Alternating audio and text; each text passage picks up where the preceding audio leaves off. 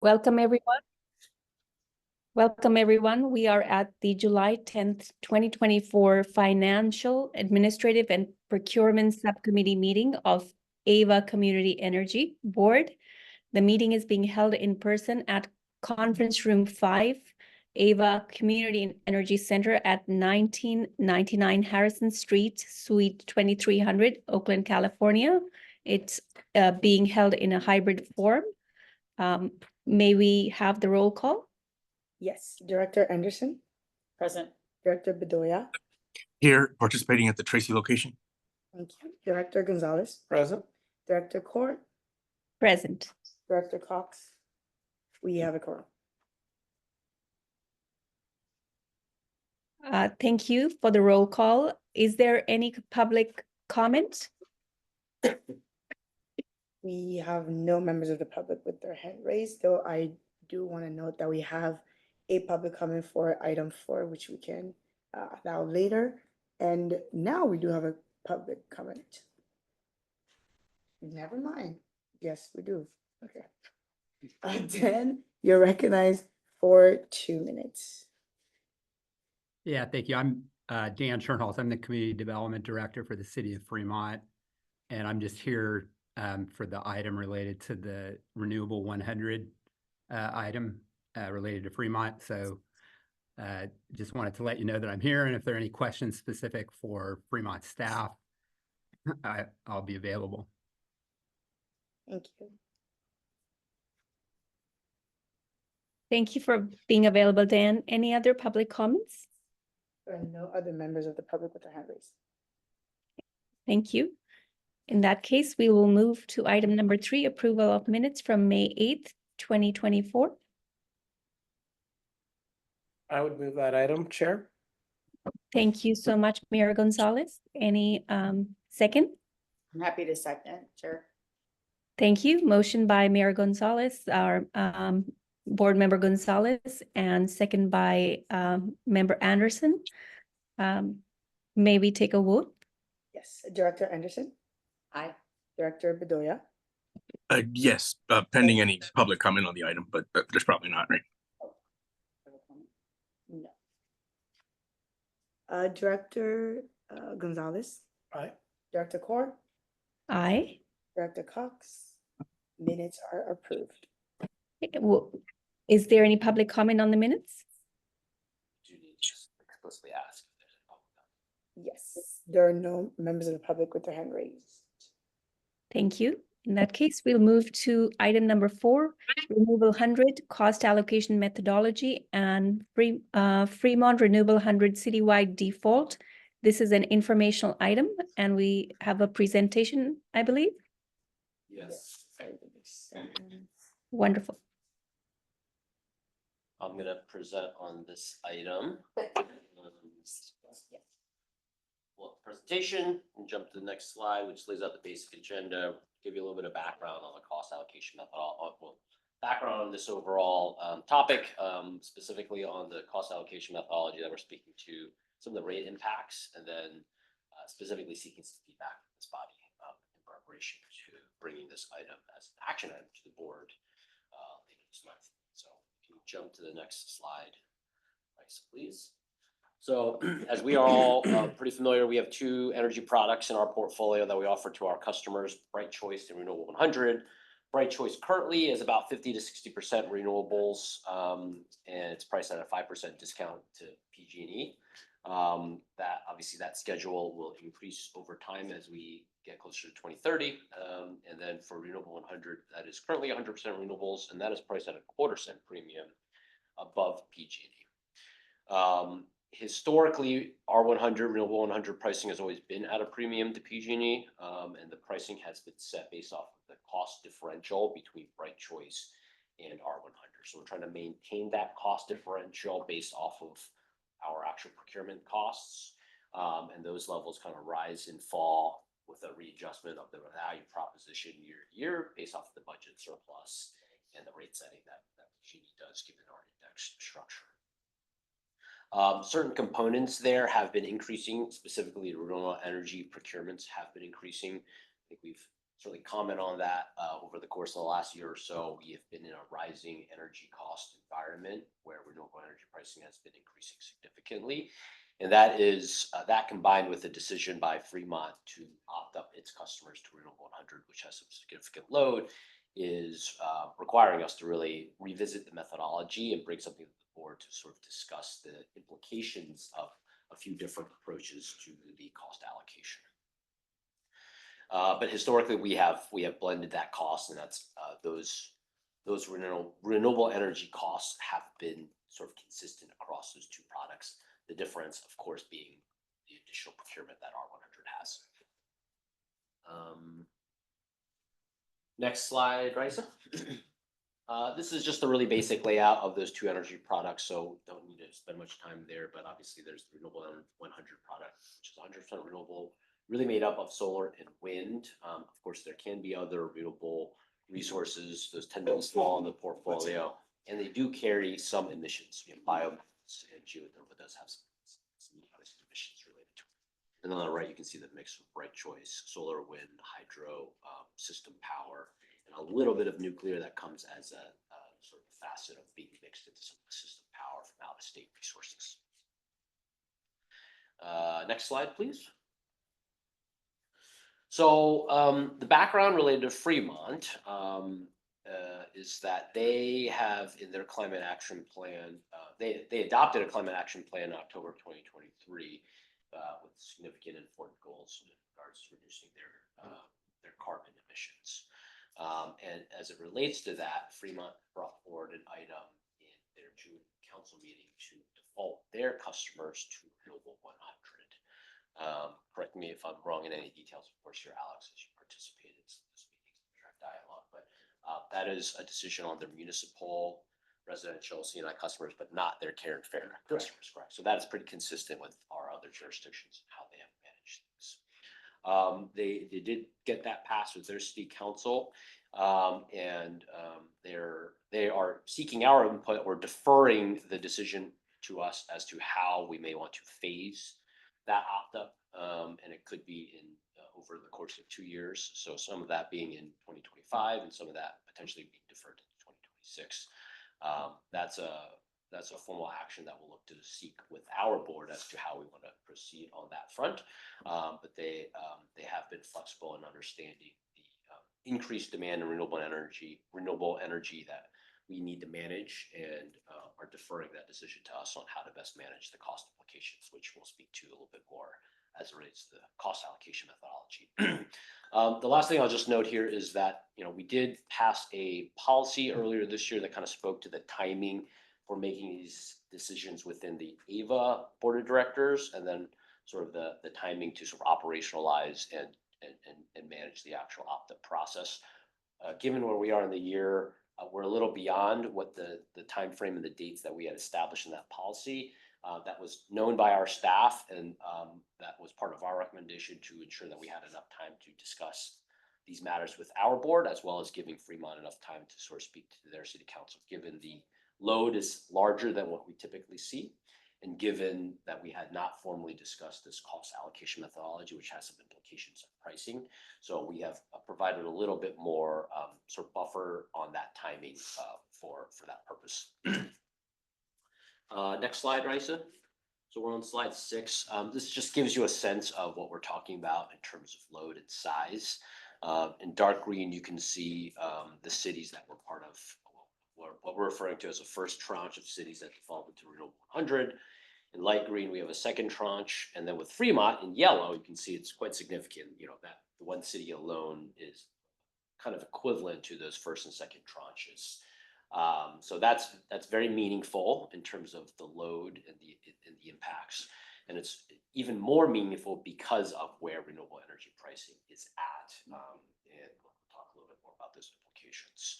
But you can see here graphically just sort of what that means in terms of our customer load makeup on bright choice versus renewable 100. I'll also just note as an aside, Oakland has some interest in opting up their customers to Renewable 100. That is not passed. What they did pass in June is a decision to allow for their municipal accounts to be opted up to Renewable 100 on a year-to-year basis based off of their budget situation.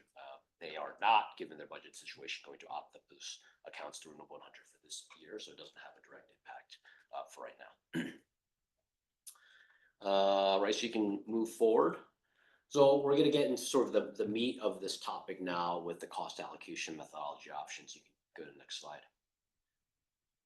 There's really three scenarios that we've sort of modeled out, and there's always, you know, little bits of room to sort of obviously adjust the methodology to sort of go wider beyond this or kind of tweak it between options A, B, and C. But I think this captures the sort of the concepts and sort of how we've approached things in terms of laying out options. We've labeled them options A, B, and C. So A is a blended rec cost. And what that means is all recs are the same cost, whether it be for Bright Choice or for Renewable 100. That's what we've done historically. We've done that for simplicity, but also because there really wasn't any meaningful need to price those differently.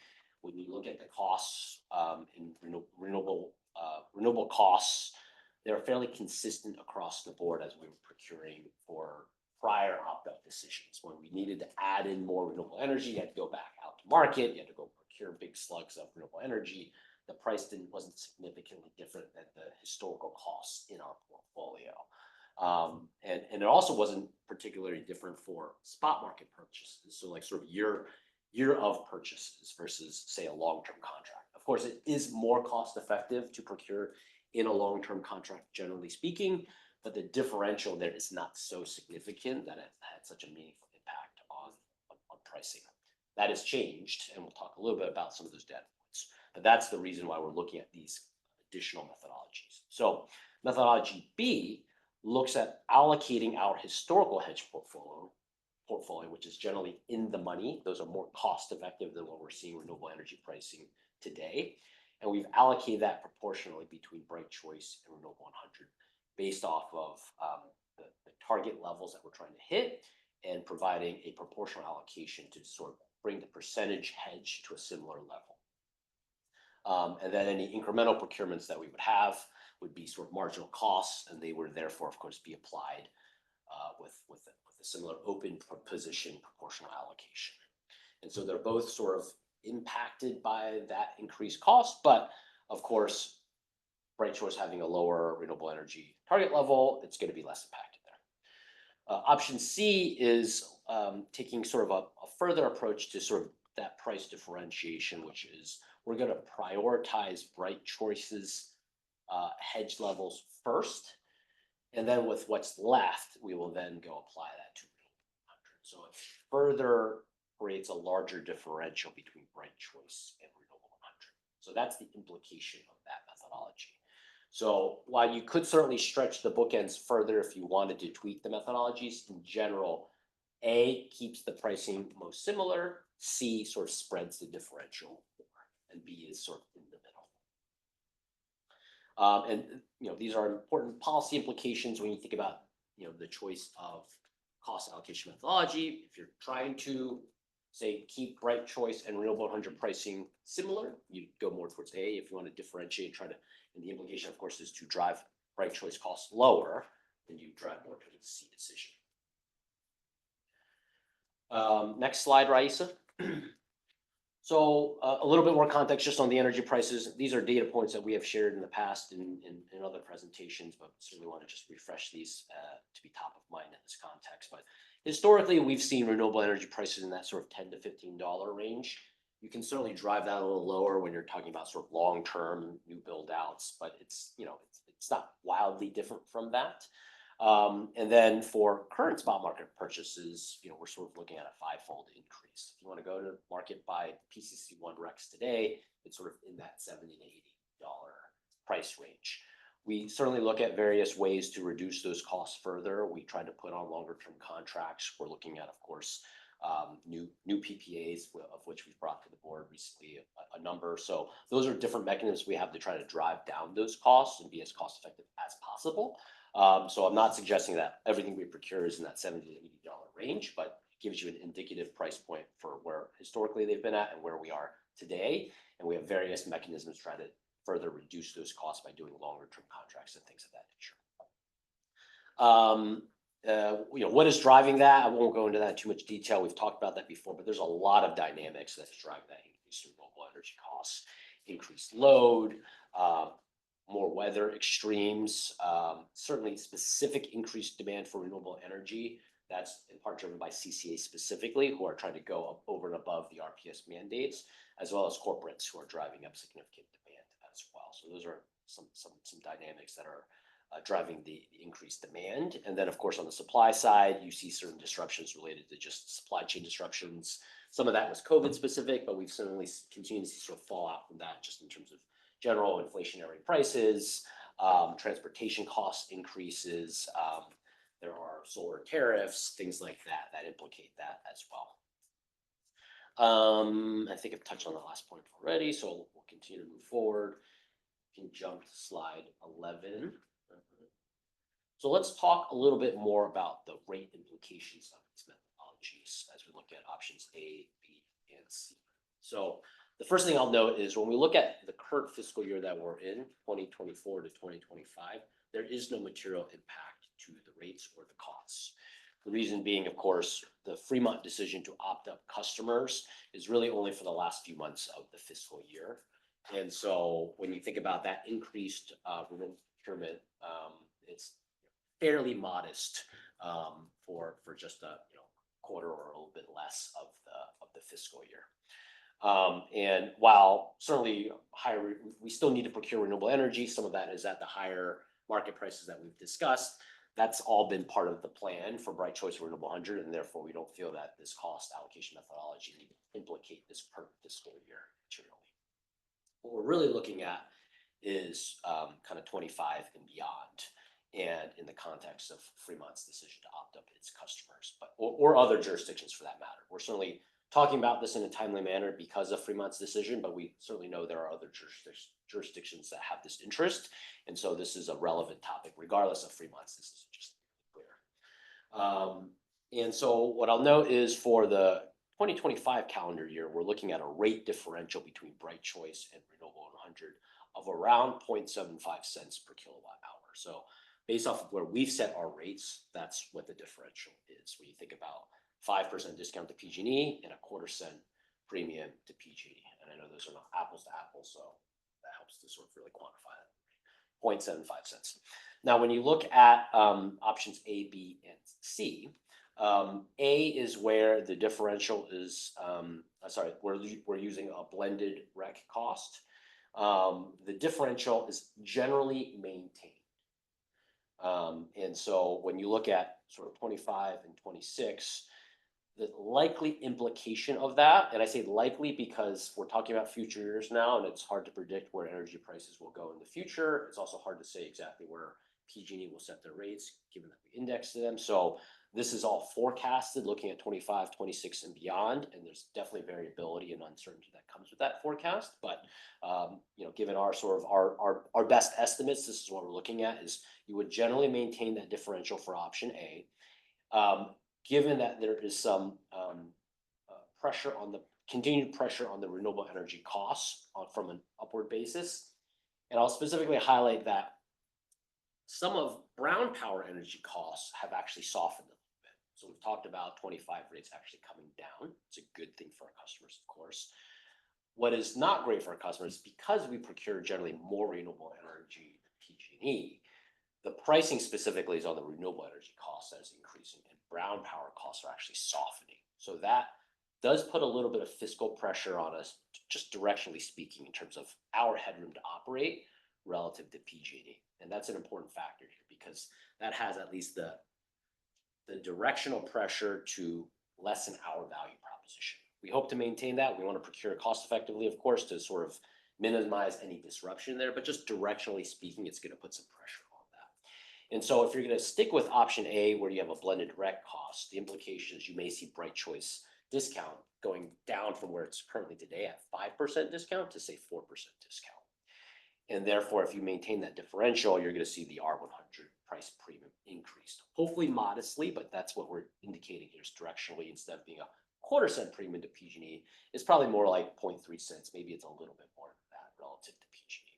So you can maintain that differential, but you're likely going to reduce the value proposition to customers in a rising cost environment for renewables. And I'll just note that's sort of the forecast for 25, 26. We have pretty decent visibility into that. When you look at further out, 26, 27, if this dynamic continues, a lot of uncertainty there, of course, then you can continue to see that, some of these dynamics further exacerbated. So, you could see for option A, maybe the value proposition reduces even further to 3%, and that premium therefore going up maybe 0.4 cents or something like that. Hopefully, again, we can avoid that because we're able to contract really cost effectively and maintain that value proposition. And of course, there's a lot of other decisions that we, as the board, would make in terms of reserve allocations, other budget matters that would drive this decision to try to maintain the value proposition or otherwise. So other dynamics today say there, but if all things being equal, you kind of see that directional pressure to reduce the value proposition. For option B, where you're starting to differentiate the cost allocations and applying more of the marginal costs, which are at higher price points, towards renewable 100, you would see that the differential will start to widen. So you kind of take the current differential, right now it's around 0.75 cents, you probably add about a quarter cent to that, so it'd be around about 1 cent differential between Bright Choice and Renewable 100. And therefore you'd see the implication is Bright Choice could probably maintain its value proposition about 5%. And then you'd see R100 increase its premium to say 0.45 cents. And then option C kind of furthers that approach, which is we're going to prioritize the hedge target levels for Bright Choice first, and then we'll fill up R100. And that, again, will have that further implication. We're going to take the 0.75 cents. It's estimated to be about half a cent added to that. So it's at 1.25 cent differential between Bright Choice and Renewable 100. And then you'll see maybe you have the ability to say actually increase the Bright Choice value proposition a little bit to 5.5% discount PG&E, and R100 premium widens a little further to 0.65 cents. So those are the dynamics we're talking about. Definitely wiggle room on those numbers, and that's going to be based off of where we actually contract inside our contracts, our hedges at. But directionally speaking, that's what we're talking about. Those are the implications of different cost methodologies. Next slide. So some of the considerations here, and I've touched on a lot of these, but I think I'll summarize them here. Higher renewable energy costs are putting some pressure on our value proposition in future years. Options B and C are more likely to allow for the Bright Choice discount to be maintained in the face of these rising costs. We have historically operated with option A, which is keeping those REC prices consistent. Operationally, options B and C are more complex because certainly as you start to sign more PPAs and more contracts, you actually have to allocate those contracts to certain power products. And you have to therefore also allocate your historical portfolio to certain products. So you do have to have a different type of cost accounting system that allows you for tracking these things in an organized fashion. Totally doable. But we would want some lead time to put in place a system like that. So that's one of the reasons why we're bringing this forward now, so we understand what are the decisions for this cost allocation methodology that would impact pricing in the future. But we need to start to operationalize some of those matters now. And we also need to make this decision in the context of determining what is the phasing approach we want to take to 3 months out of the decision. I think that mostly covers. The last bullet point is simply say, like, we are going to obviously continue to try to manage costs down, and we can do that various ways in trying to sign longer term contracts. Of course, the more you lock in now to try to bring down those costs because you're signing longer term contracts, has some risk associated with it because it is a higher priced environment. So then you're signing up a 10 or 20 year PPA at higher costs than maybe what you could sign a 10 or 20 year PPA at 3 years, right? And we don't have a crystal ball to see where prices will go. So our approach, as a reminder, is always to just cost average. We want to space them out over time, be disciplined, cost average over different market cycles. We know we are at a high price point right now relative to historicals. We certainly don't know where that will go in the future, of course. Last point here, next slide, Bryce, please. Just next steps, we are seeking feedback from this board on the cost allocation methodology that we just brought forward. We do intend to bring forward this item as an action item to the full board next week. We also intend to bring forward a separate item, which we've kind of spoken to here in context of this, which is Fremont's opt-up decision to Renewable 100. We want to take that to the board for action next week to approve that opt-up, as well as approve what the phasing timeframe is. And then, of course, we'll use that methodology for future forecasting purposes to get that direction. We'll stop there and take any questions.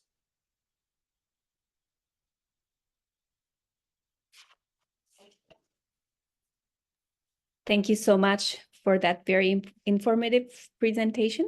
I'm asking the directors if there are any questions, clarifications. Yes, you're recognized, Director Bedoya. Thank you, Member Carr. Based on, options A, B, and C, whatever feedback we provide and the board decides, a future date, what could be the impact on people that are currently on, whether it's, residential or commercial, currently on the, I want to say the terminology correctly, not the Bright Choice, but the Renewable 100?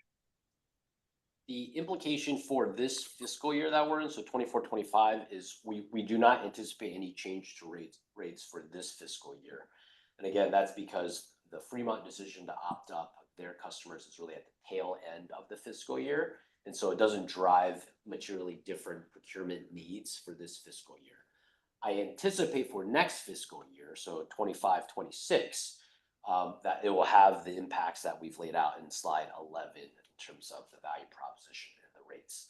Of course, we wouldn't make these changes. We would bring forward that as part of the budget for the next fiscal year, depending on where contracts are at, what, actual energy prices, where PG&E sets those rates. So TBD on the exact implications of rates, of course, but just directionally in terms of what we're forecasting is what we laid out in slide 11. Oh, okay. No, I appreciate the feedback. If maybe you could kind of help me understand what I'm trying to wrap my head around.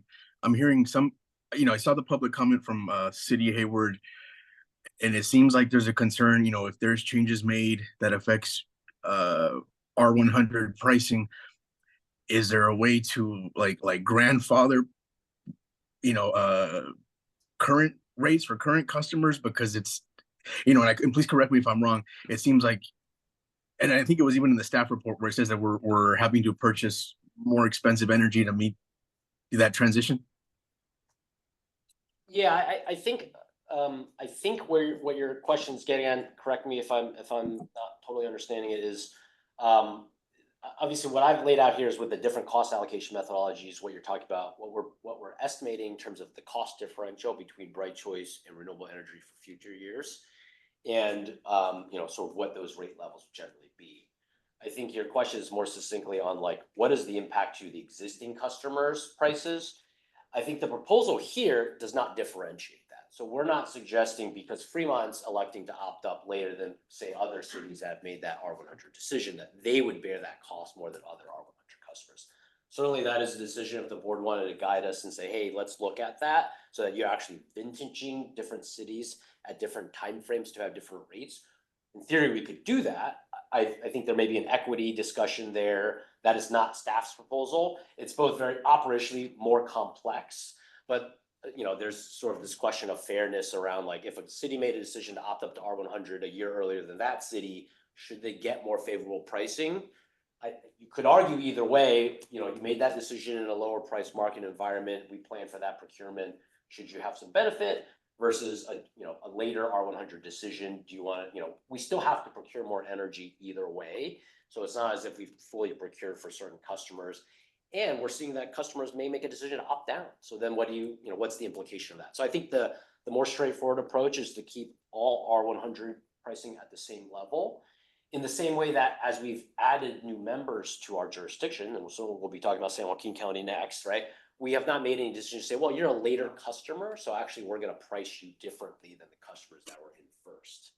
Now, it is noteworthy to say that they do have different costs because they actually have a different PCIA vintage. Mm-hmm. So there is a vintaging aspect there regardless of what we decide, but obviously the PCIA aspect is a relatively small percentage to our generation costs.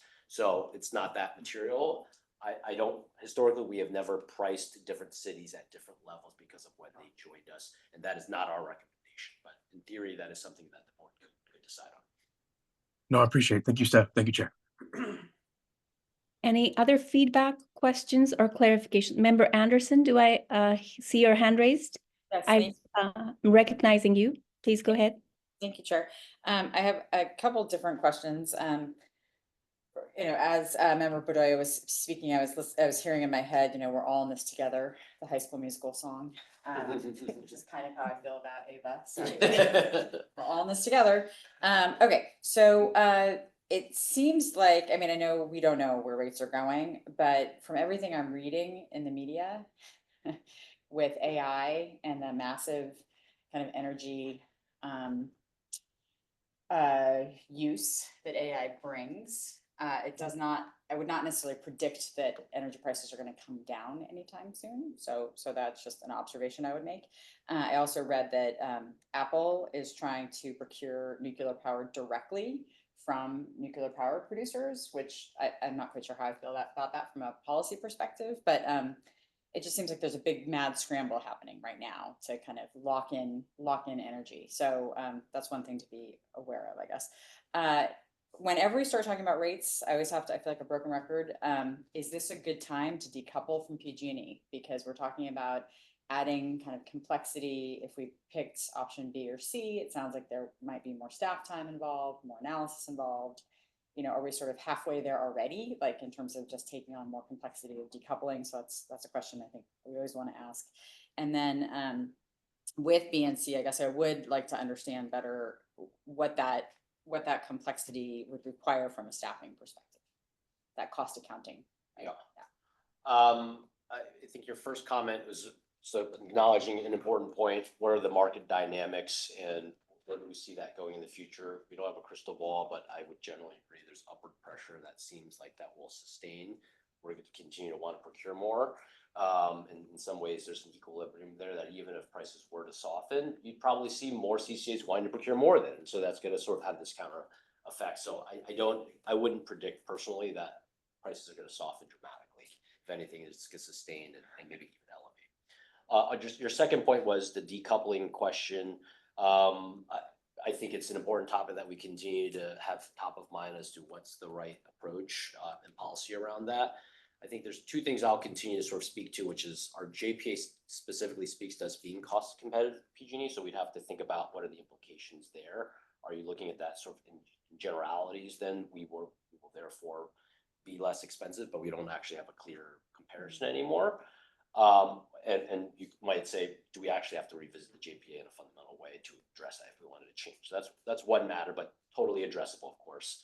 The other matter is right now, as we're still continuing to try to contribute to reserves, I think it makes more sense to continue to stay indexed to PG&E because that is we have a big reserve account, but we all know that we also have a lot of expenses. And so we do need to continue to grow our reserves so we can manage any future risks, of which that risk is only increasing in light of the dynamics we're talking about. So I think there's that benefit of continuing to stay indexed so we can be disciplined as to how we can maintain a competitiveness, but also still allocate sufficient funds to our reserves. The last point I'll just make is from a risk management perspective, I think there's also a benefit to staying indexed to PG&E. That's in part because our customers, regardless of our decision to set our rates a certain way, will continue to see volatility and variability due to the PCIA. Mm-hmm. And so if we index and there's a PCI aspect, these are counteracting forces to some extent. So like you can actually maintain a little bit more cost stability for customers when we index to PG&E because we account for the PCIA. And then that increases or shrinks our headroom to operate to maintain some level of stability. It's not totally stable because PG&E still sets their rate differently. So I'm not suggesting that it's just maintaining flat, but at least we're trying to stabilize what we can stabilize there with the PCIA. That's good and it's bad. That means we have more risks as an agency to actually manage that, and we see our headroom fluctuate as a result of that. And we've seen that in the last few years being close to sort of parity in terms of our budget to a very strong surplus this past fiscal year. So that's good and it's bad. We have to think about how we want to manage that risk. And then the last point is there are resources that we actually have from PG&E via the PCIA mechanism that actually make our costs variable.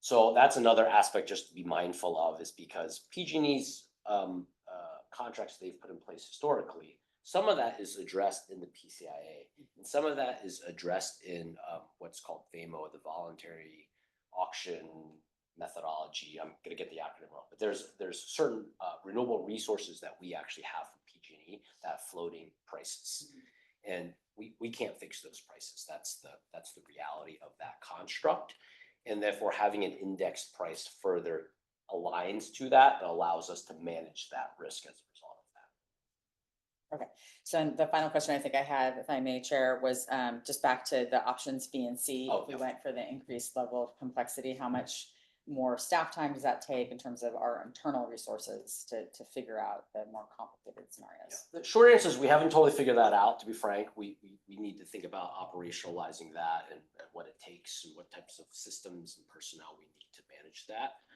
I'm confident we can do it. I don't think it's a cost prohibitive thing to do.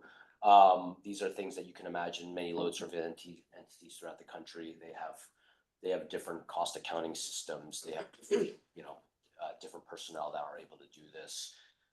There's the vintaging that PG&E does with PCIA. So that level of complexity, totally manageable, and I don't think is necessarily a reason not to do it.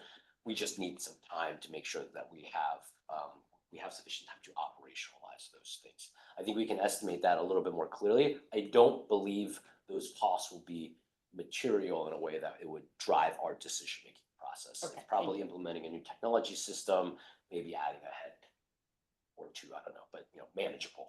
Okay, Yeah. thank you. Thank you. Any further questions, feedback? Chair? Yes, Director Gonzalez, you're recognized. So we've got, we always talk about ourselves relative to PG&E.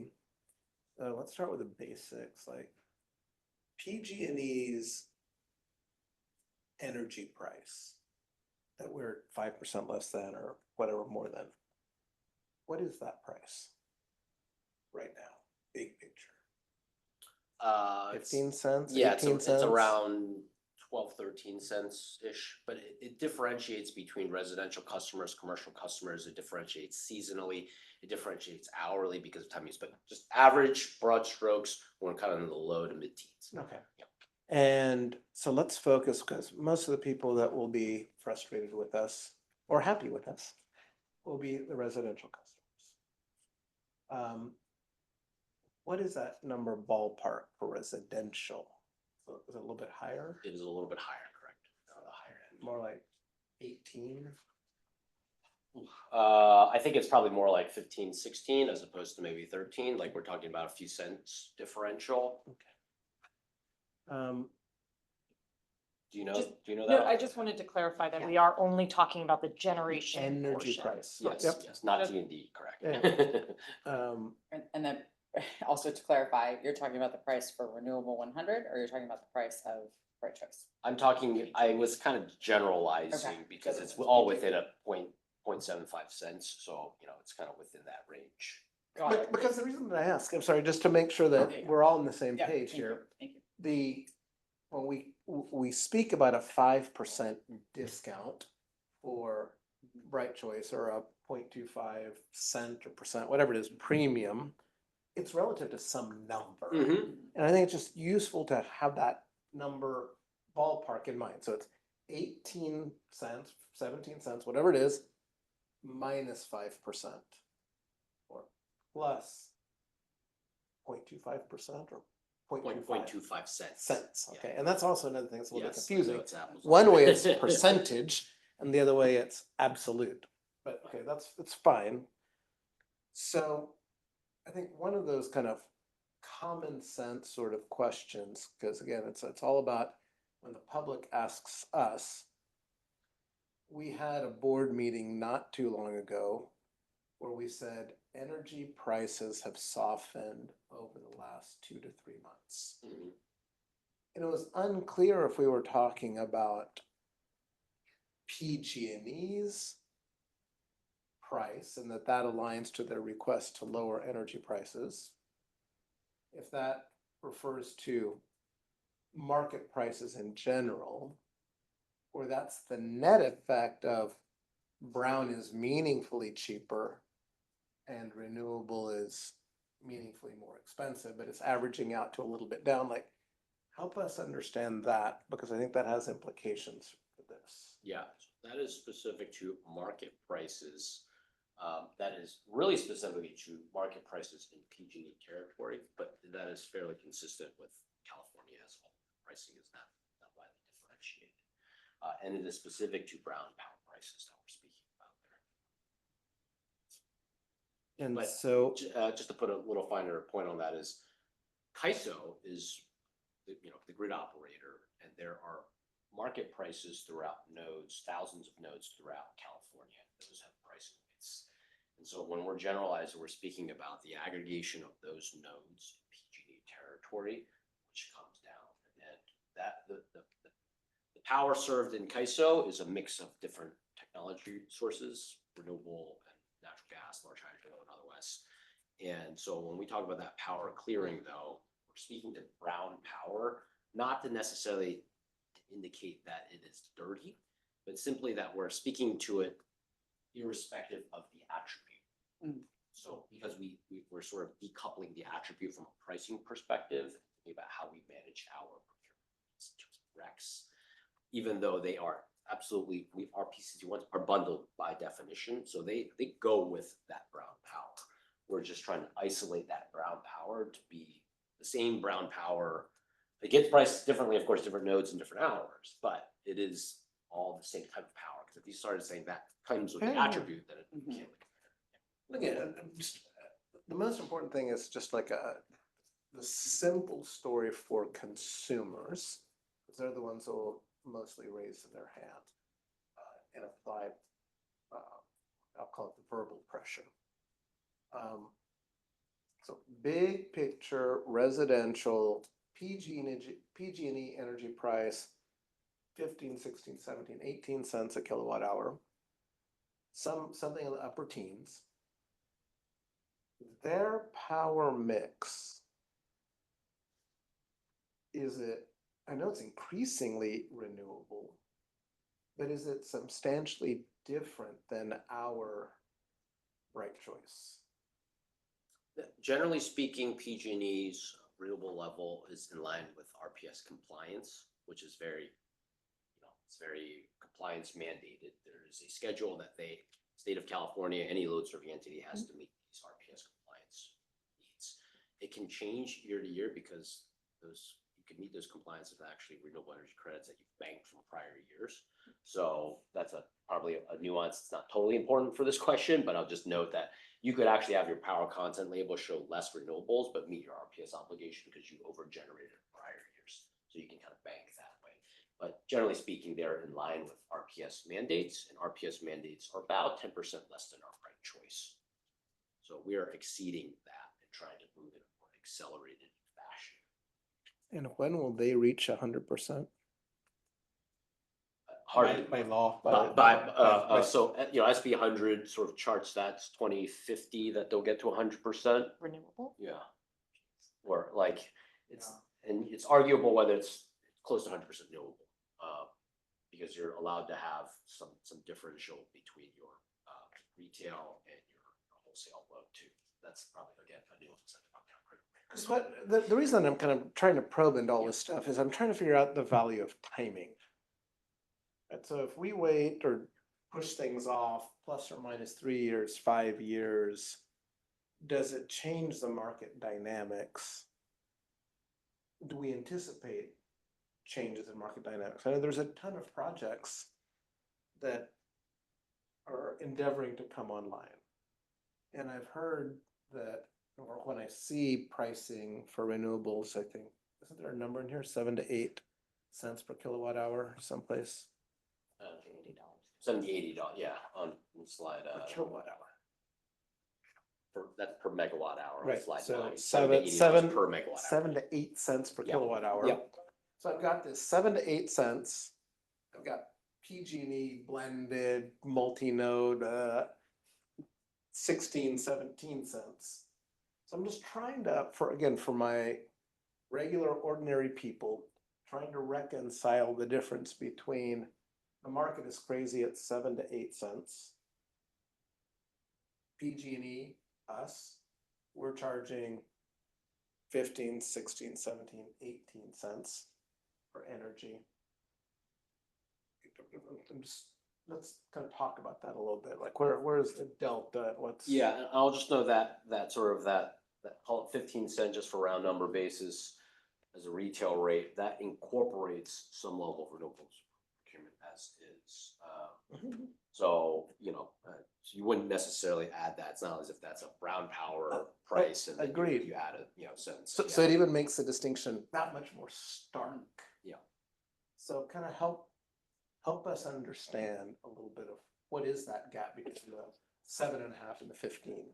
Yeah, I mean, you could argue like one approach you could say is if we were to simply do brown power costs on that 15 cents, it would, for simplicity and say that doesn't include any renewable attributes. This is a total sort of back of the envelope, but we would probably chop a few cents off that because it was more cost effective. And if you assume it wasn't 100% renewables, let's just say it drops to 12 cents. And so if you took 12 cents and then you added what is the most expensive marginal cost right now for energy, you could say maybe you're adding 8 cents to that to get to 20 cents.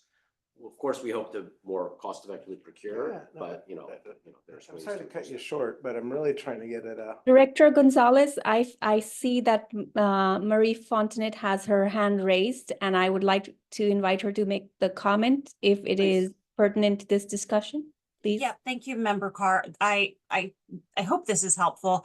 The part of the cost differential that you're speaking to is tied to the multiple commodity products that we have to procure to meet our customers, our obligations to serve our customers. So we have to buy the electricity to serve our customers' demand.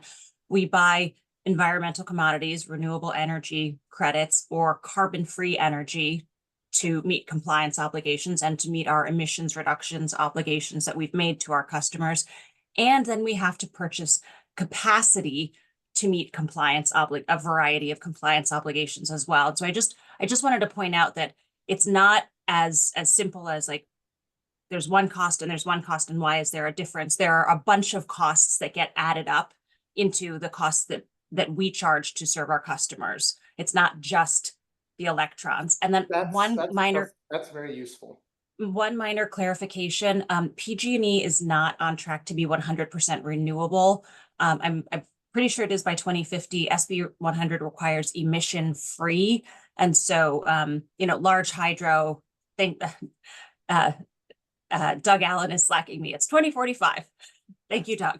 By 2045, it is 100% net zero or emissions free. And that would include large hydro, which is not a renewable resource. Okay. Thank you, Marie. Is there anything further?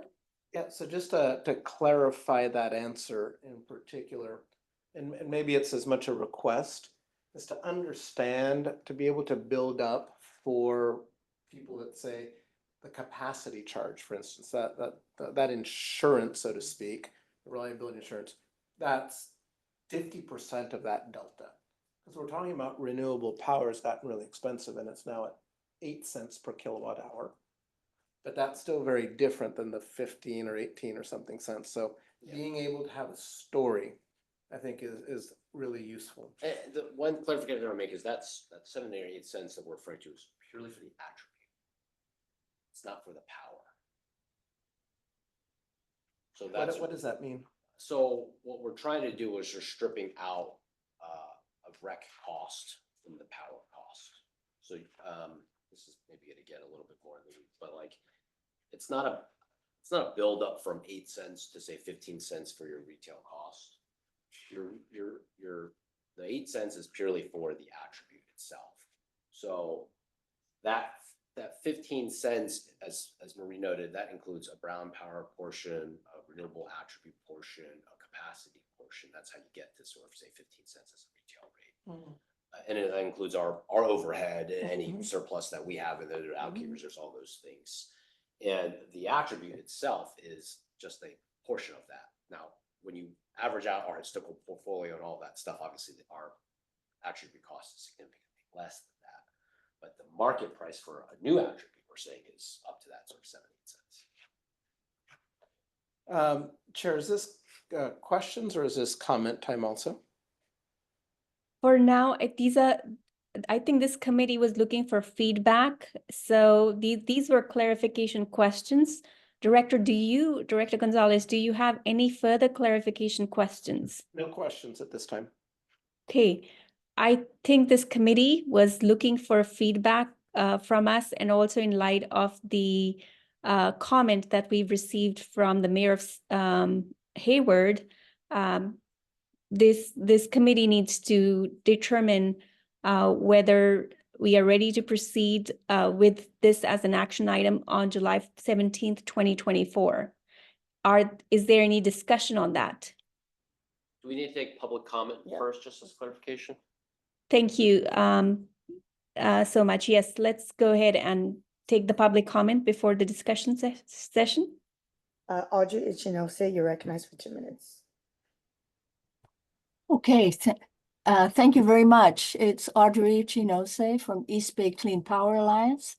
That was a very, very good presentation. But am I correct in at the head of that?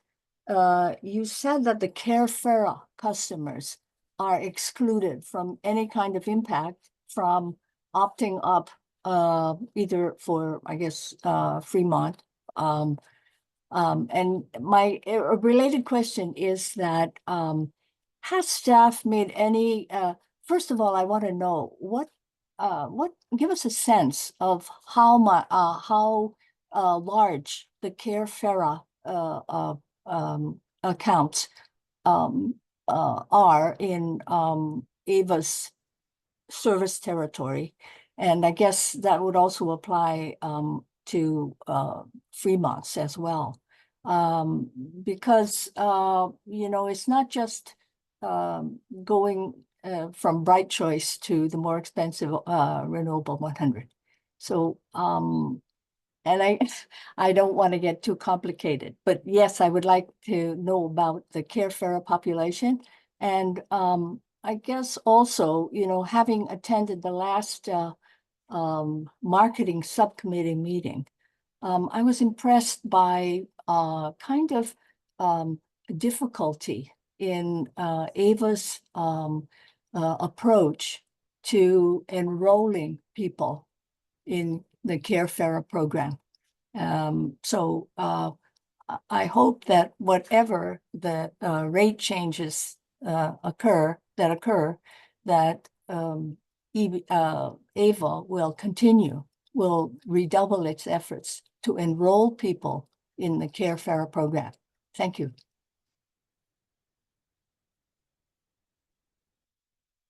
Thank you. Thank you, Audrey. Are there any other public comments? There are no other members of the public with their hand raised. Thank you. In that case, we can go to the discussion session. Directors, I invite you to discuss the item on Renewable 100 cost allocation, methodology, and Fremont Renewable 100 citywide default.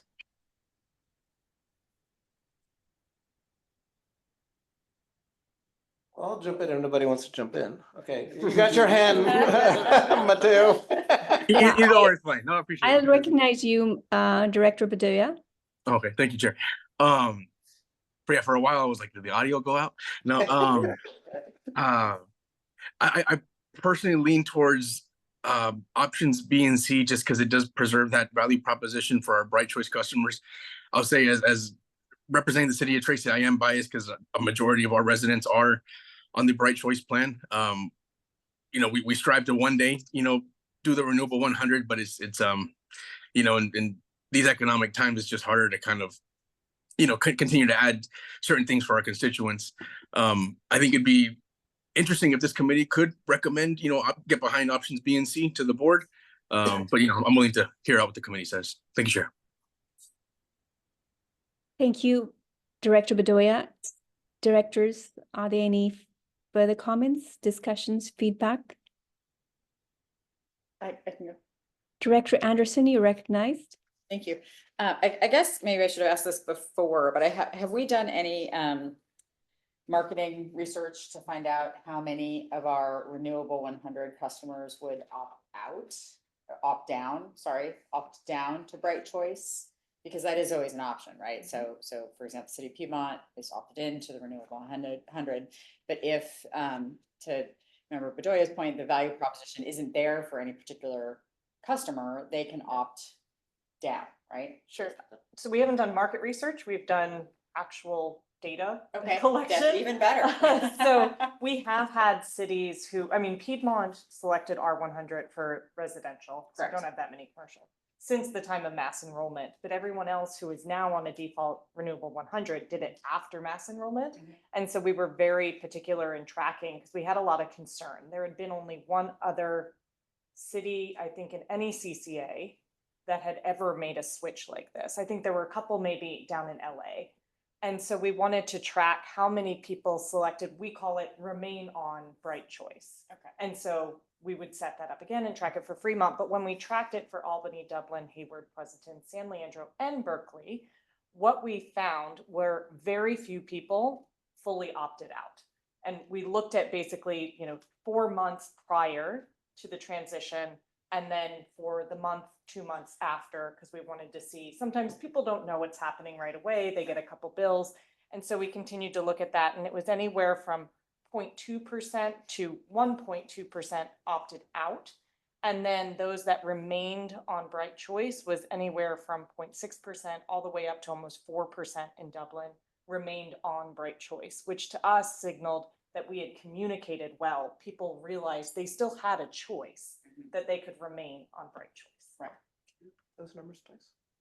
So the range or the high for remaining on Bright Choice, anywhere from about 0.5% to almost 4% of by jurisdiction, a population chose to remain on Bright Choice rather than move to the 100.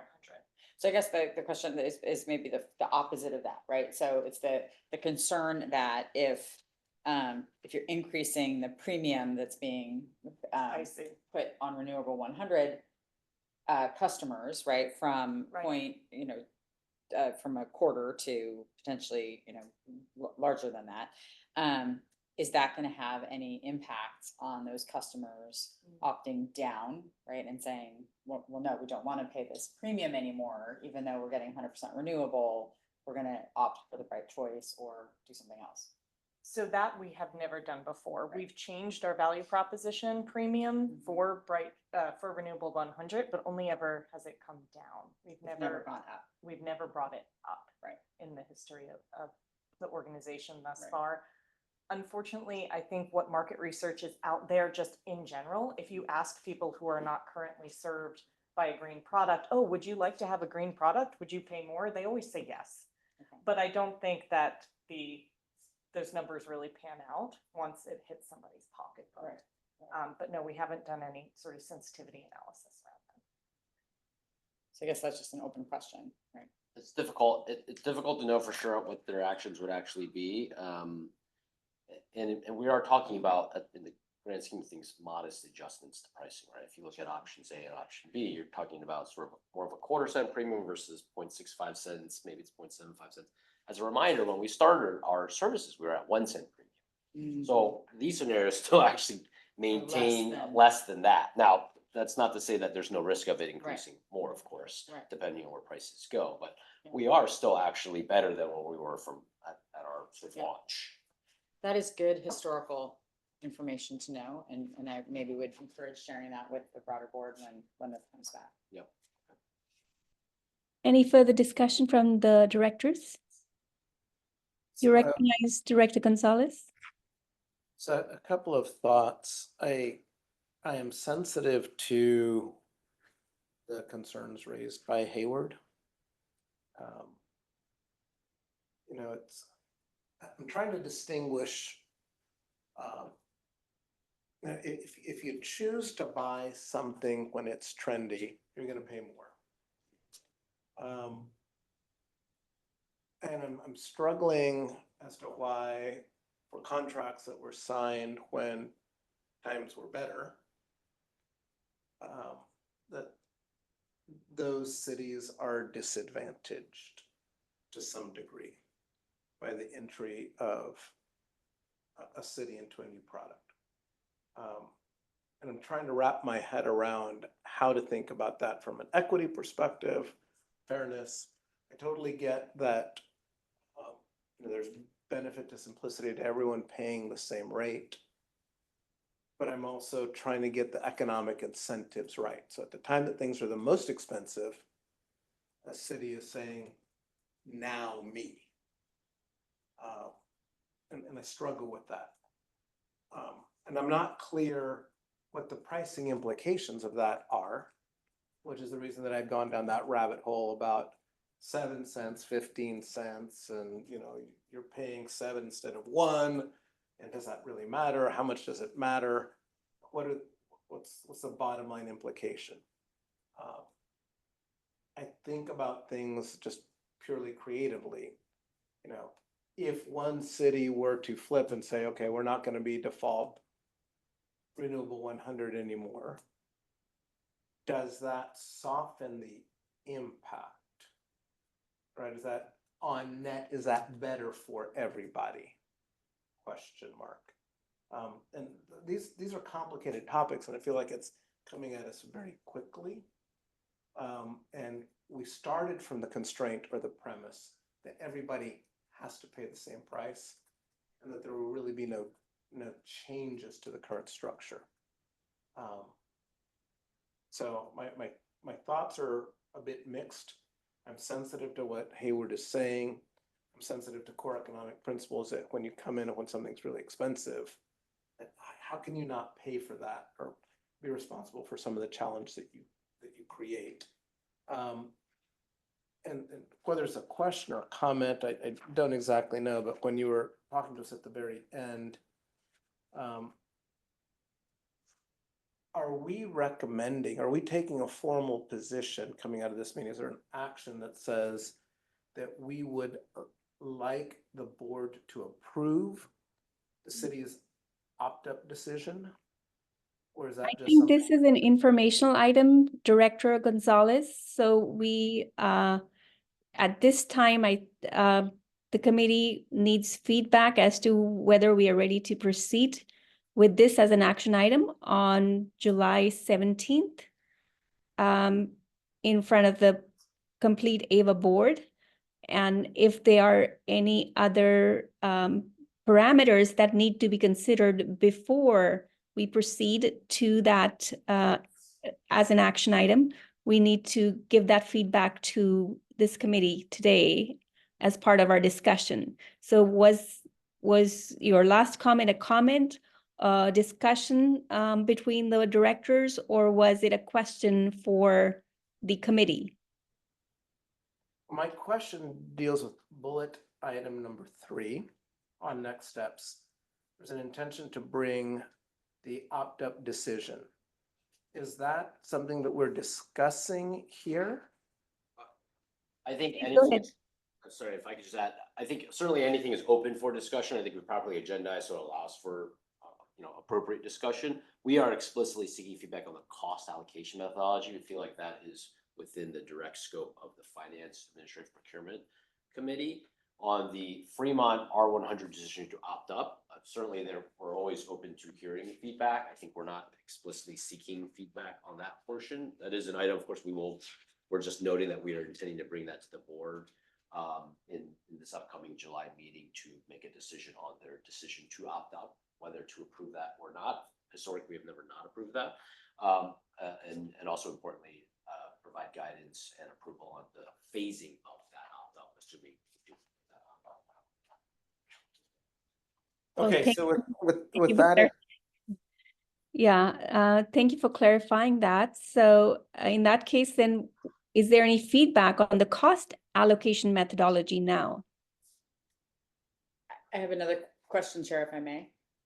Yes, Director Anderson, you're recognized. So we're talking about these, the cost allocation methodology specifically with reference to a new community doing a potential opt-in to the renewable 100. Are there other communities out there? I mean, so So we're making this kind of decision in a snapshot in time, but we could be in the same position a year from now with the city of Oakland coming to us and saying, we want to be, want to opt into the renewable 100. So I guess another thing that would be helpful to me is to understand kind of how this decision impacts those future decisions. Kind of where are we in the chronology of the history and the growth of the organization, and what that looks like going forward. Because we're all heading towards renewable, right? With that I would think that would be the overarching goal of the entire organization, right? Is the carbon free, but also heavy on renewables as much as we can in the current economic environment. So I think this has bearing on what happens down the line too. Yeah, and certainly we can't predict if and when every other city wants to make a decision to opt up. We do know that Oakland has that interest. They've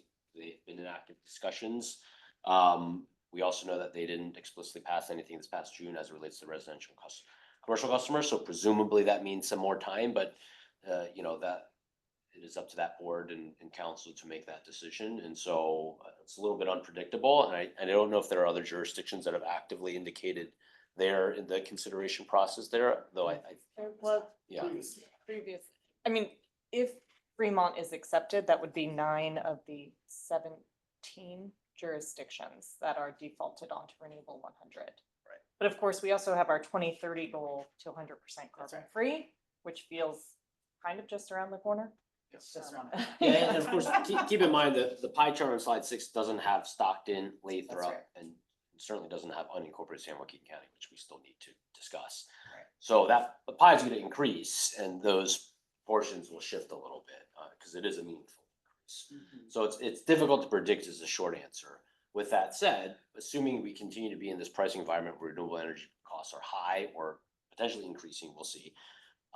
Then this methodology, the implications of the methodology choice will be sort of exacerbated if another large city decides, hey, I want to opt up too. Mm-hmm. Then if you go with the, say, option C where you differentiate, it's going to differentiate further. That's right. And with option A, you'll maintain the differential, but the value proposition is going to get hurt more, right? Because you're going to have more expensive cost product added and everyone's sharing in that. That's So it will have the same dynamic and directional impact, but further exacerbated. Mm-hmm. But what is important that Annie pointed out is we are already charting a course towards 2030 renewables. So That's right. we're going to need to procure more of this anyways. We've planned for some of that. It's the sudden jolts that have a more meaningful impact on costs that we didn't plan for. And we have to suddenly buy $70 to $80 RECs potentially. Whereas if you have 2, 3, 4, 5, 6 years, you have more time to plan for that. You can put in longer term contracts. A decision on a long-term contract is about risk management on do you want to put in and lock in prices for 10, 20 years. It's also a decision of can you do it? Because you can put one in place today. It's not going to actually start generating for 5 years. So between now and then, you're forced to buy $70 or $80 RECs, and you can find ways to try to mitigate that, but it's going to be at higher elevated prices because it takes time to build these 100, 200 megawatt solar projects. So that's an important implication here to account for. The last point I'll add is, and this is definitely a complicating factor, is we're likely going to move into a different emissions accounting methodology in the future. It's right now set for 28. My personal view is that's likely to get pushed out by regulation. by Not regulation, by exactly, choice. not by us, but by the state of California. The CEC is going to implement changes to the emissions accounting methodology again, which will continue to happen. And it's moving in the direction of it will be a 24/7 emissions accounting methodology. It's a really important factor to consider because that's going to throw off all of our emissions accounting factors. And a lot of the sort of procurement mandates that we have established to get to 2030 clean, it can or it doesn't have to change those decisions, right? Because we could say, well, our emissions are emissions. As long as on a net annual basis, we're procuring to what we as the board have established, we're okay with that. Or we may say, no, we're not okay with that, right? And that has an implication on R100 as well, which has historically been zero emissions. Once you go to a 24/7 emissions structure, accounting methodology, solar and wind cannot meet that in zero emissions. So we have to find other resources that would help us do that. Technically, if you did geothermal, which is the only renewable baseload form, has emissions. So it cannot be zero emissions by definition unless we find some magical technology that allows us to be zero emissions. right? So like, it's not gonna happen. So we're gonna have some other meaningful conversations here in the future as we get better visibility into the timing there and what that methodology looks like and what that means from a policy perspective as to how we, you know, add that into the mix. Okay. So my recommendation is option C. That's where I weigh in on this. I have a question of the committee, please. Did this item go in front of the executive committee or the marketing committee? It did not. This is the only committee it's been in front of. The executive committee was canceled last week due to the holiday. Was it intended to be presented to them? It would have been, but in light of this subcommittee, I think we deferred these items to this subcommittee. We didn't have that. Thank you for that response. I'm in light of the letter from the mayor of Hayward, I'm thinking that it would be valuable for the other committees to hear it before it is taken as an action item on July 17th, or maybe it could be presented as an informational item for further feedback from AVA, the complete AVA board. I welcome the directors to weigh in. This is really, really complicated stuff. So I hear Member Coward that and the others that you know, more time maybe is a good idea as opposed to trying to make a decision. I mean, it feels like we're trying to like throw a dart at a moving dartboard right now. And I know the movement's not going to stop between now and the board making this decision.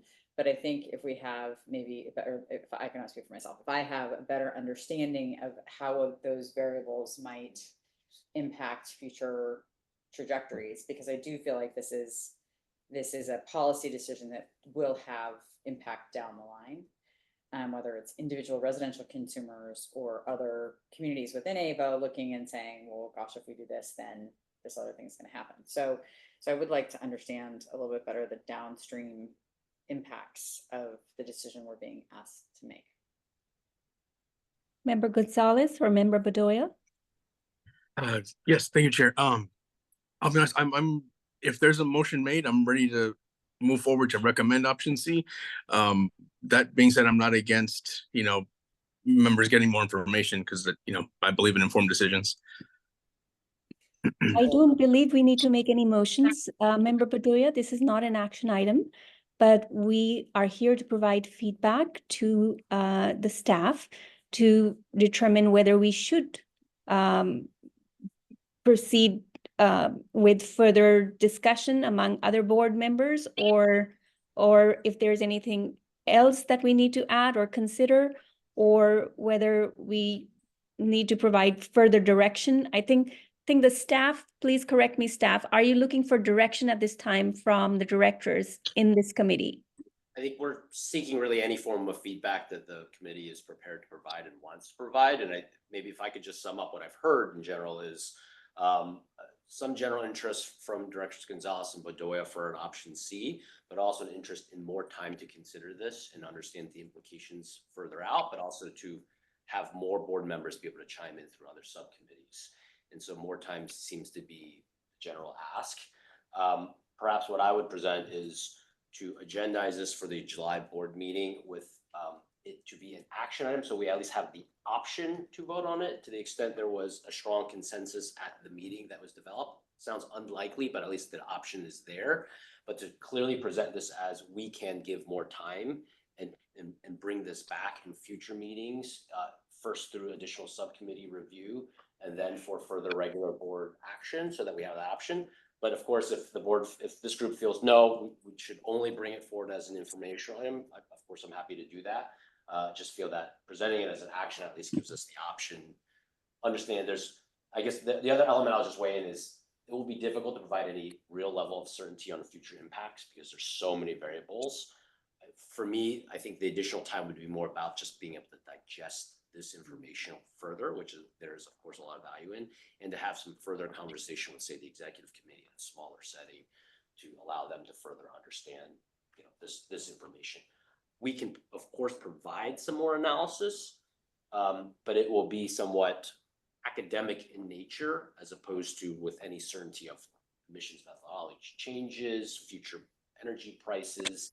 I think the scenarios that we've laid out, the numbers will change, but the direction of the numbers will likely remain the same between options A, B, and C. So it's a policy decision around, are you trying to make these two products as close as possible? And perhaps the reason to do that would be to say, Bright Choice is going to increase in renewables anyways, and so these products should be converging. And we want to, as much as possible, encourage people to default to R100 in light of that being our goal, or maybe towards an option C where you may say, we are really cost conscious and we want to provide the most affordable rate to those customers that are seeking the most affordable rate. So we want to find a means to drive the Bright Choice price as low as possible for those that are particularly price sensitive. And we want to have an option there that allows for that. And for those that are okay with the premium product, that's okay if that widens. That would be a rationale, not to say that there can't be others, but that's sort of the way I think about those options A's and C's. And maybe B is simply the happy medium in between to sort of balance those two things. But to me, those are policy decisions that, of course, we require the board to weigh in on, and that may require more time to digest. And we're happy to run more analysis, but I at least I haven't heard a lot of information here to say we know what analysis to run, other than just a hope for more certainty of the future. And I guess that's where I'll weigh in and say it's unlikely we'll have much more certainty in, say, September on things that we can provide on that front. Directors, would you be satisfied with the proposal?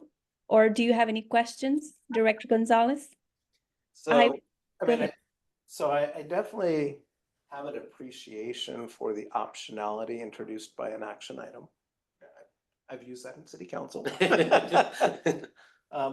For this one, I'm struggling because it just, I think that the time to digest, the time to explore with some other directors would be really useful. And I find that sometimes in board meetings, things might just happen without enough time to explore. I think the question raised by Director Anderson around precedent is one that I had written that I didn't ask, and that I think that has significant implications, particularly since Oakland is even bigger than Fremont.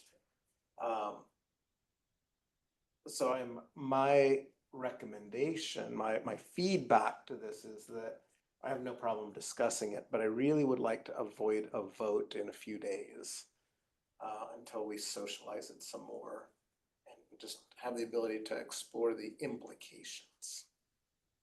Director Bedoya, would you like to add anything? I'm good with the discussion that's been had. Nothing, definitely not against, more time where there's more information, digestible. I don't think it's life and death for tomorrow. So. Director Anderson, would you have anything further to add? No, I think Director Gonzalez mentioned my point, which is we have a lot of unknowns, but we do know that Oakland has expressed an interest. So that is something we could potentially look at to say, okay, what if all of our customers, jurisdictions decided to go, or half of the remaining ones decided to go? Like those sort of are predictable.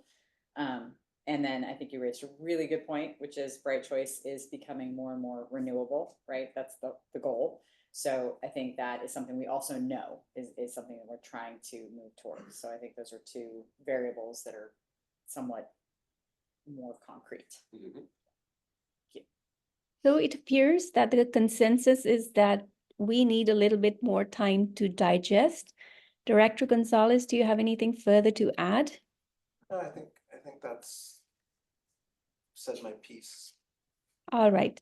So in that case, I think staff, I think we would all benefit with this being presented to the other committees or to the to AVA on 17th as an informational item with more time to digest things versus it being an action item.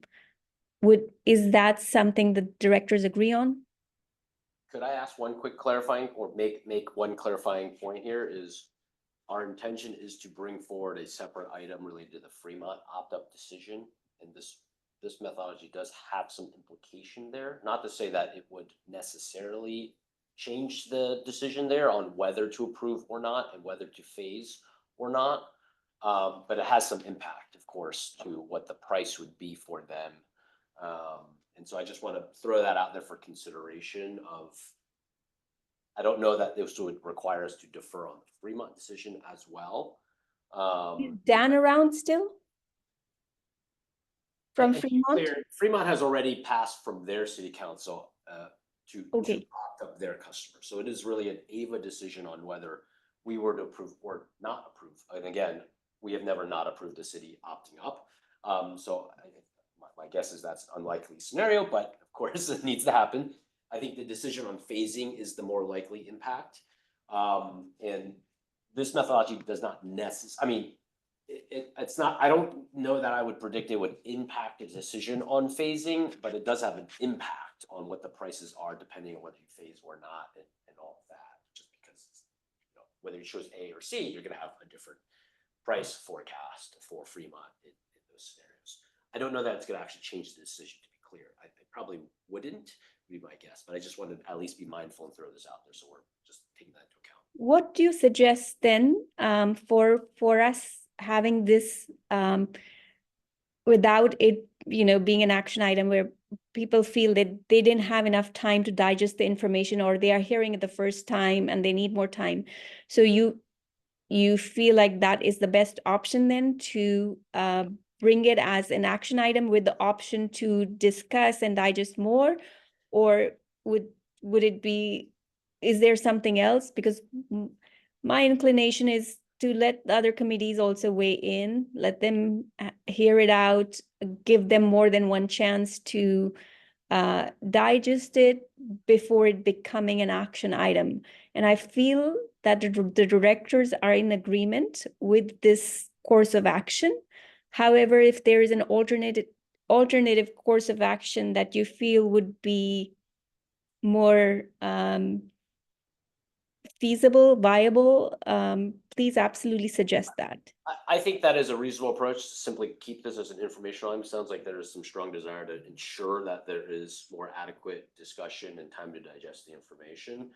I think the reference to Fremont's decisions, I just wanted to make sure I'm not overlooking anything of the implications as I'm looking at Annie and Alex. I don't think there is. And to some extent, making sure that I'm not over, so the board feels like, oh, actually a decision to approve Fremont or how to phase Fremont may require this decision to make sure we're not overlooking that. That's simply the case.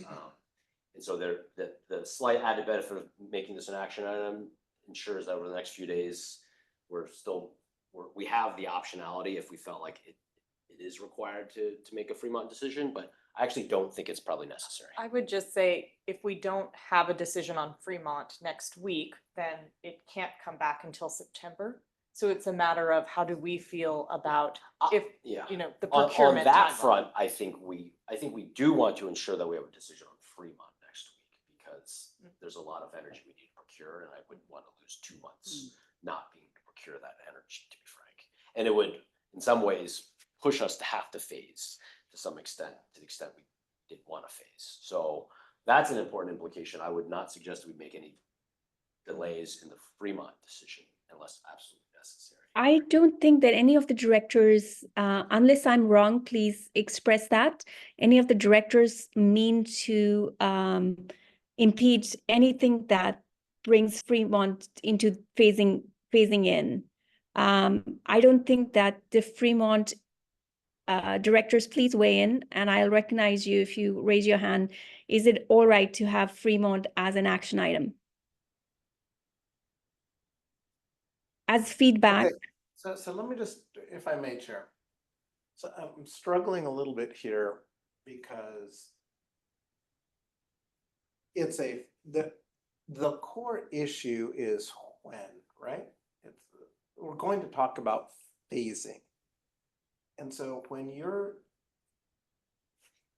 saying this a little bit playfully, rushing out to the power markets to start negotiating, what is the framework that you're coming at that with? Because if we don't have time to discuss the phasing and really get into the cost allocation, have the discussion that we're talking about, the socialization among other board members, I'm unclear on what's happening in those 60 days. Because I don't get the sense that the markets are gonna go crazy. I think my understanding was the additional 60 days was more time for the board to discuss and digest the cost allocation method and implications of that from a policy perspective on rate setting. I think the phasing item that I'm referring to with Fremont is, try to simplify it, is you either opt all of the load into R100 in April of 2025, or you do roughly half of it in 25 and half in 26.